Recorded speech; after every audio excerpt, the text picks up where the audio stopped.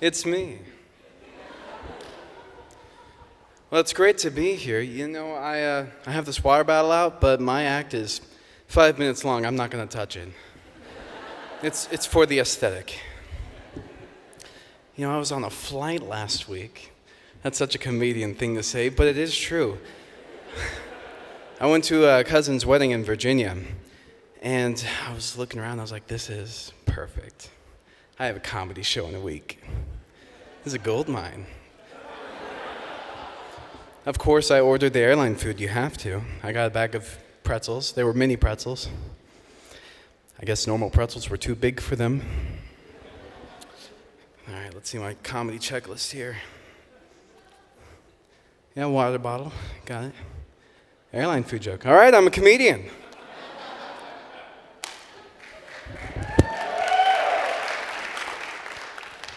You know, it's been a while since I've tried to make people laugh just to make them laugh.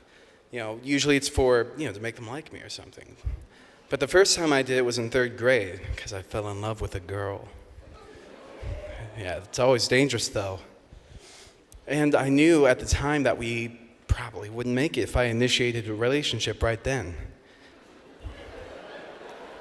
So I resolved that I would have to wait until high school.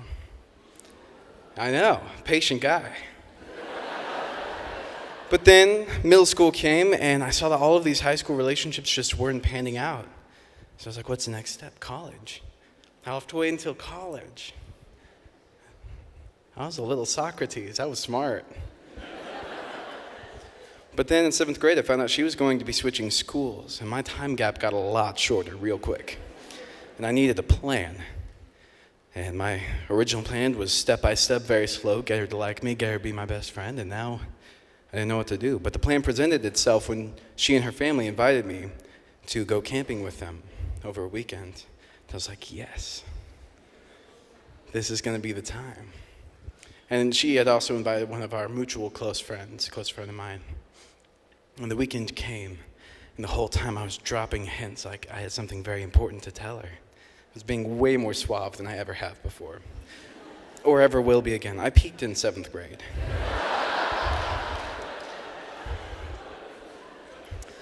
And I'm a procrastinator by nature, so of course the last night came and I couldn't find her anywhere.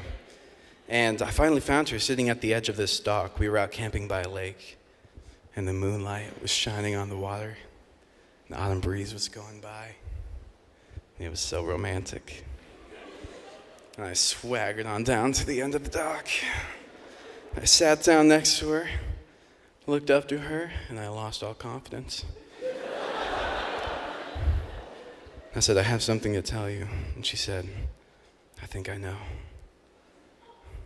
I said, well, then I don't have to say it. Thank you.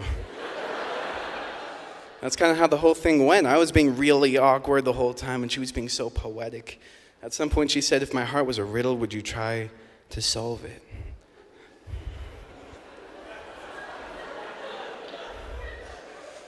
You have to walk a very fine line when you answer a question like that. You can try to be poetic back, but I feel like that's a double negative. It cancels out. Or you could try the path I took, the feminist route.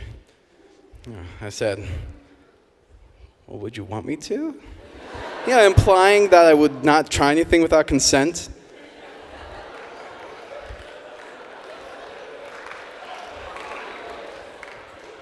And she followed up with, you have my heart, now solve it.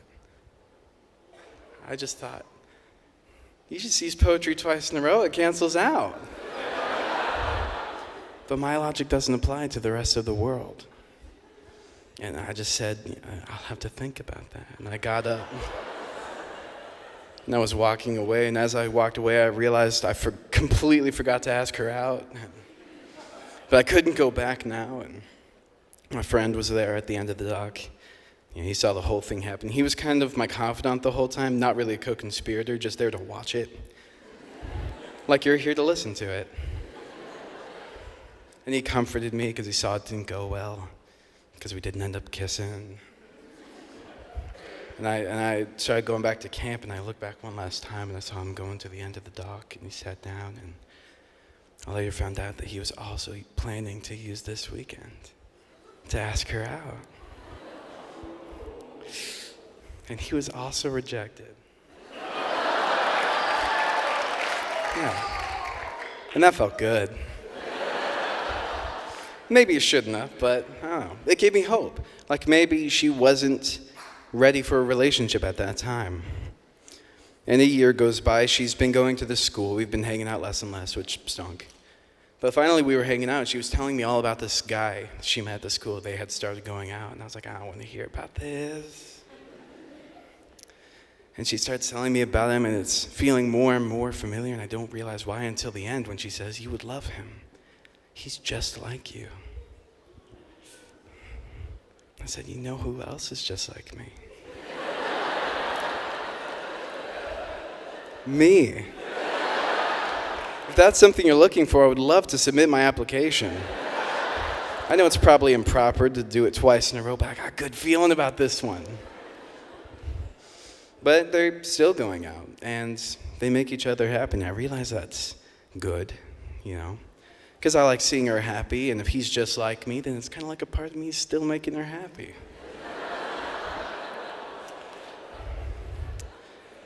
And it's easy to see that kind of happiness in other people and feel good about it. It's harder to do it with yourself, though I've been working on it.